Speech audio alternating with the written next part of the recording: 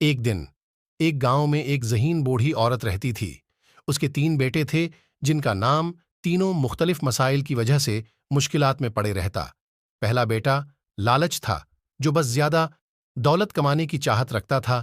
دوسرا بیٹا آفت تھا جو ہمیشہ تکنیکی مسائل میں مصروف رہتا تھا، اور تیسرا بیٹا آلس تھا جو بے فکری اور غفلت میں رہتا تھا۔ ذہین عورت نے کوشش کی کہ ان کے بیٹوں کو سیدھا راہ دکھائے، مگر وہ سمجھتے نہیں تھے۔ ایک دن ایک غیر معمولی حادثہ ہوا جس نے ان کی زندگیوں کو متاثر کیا۔ ایک طوفان آیا اور گاؤں میں بہترین فصلوں کو برباد کر دیا۔ ذہین عورت نے اپنے بیٹوں سے کہا کہ اب وقت آ گیا ہے کہ وہ اپنی مشکلات کا حل خود ڈھونڈیں۔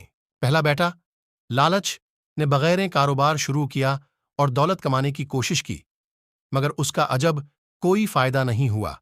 دوسرا بیٹا آفت نے اپنی ہنر کو استعمال کرتے ہوئے لوگوں کی مدد کی، جس نے اس کو سچائی کا احساس دلایا۔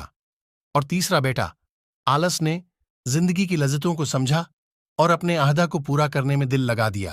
اس طرح ان کی ماں نے اپنے بیٹوں کو زندگی کے مختلف پہلوؤں کا تجربہ کرنے کی سبق آموز کہانی بنا دی۔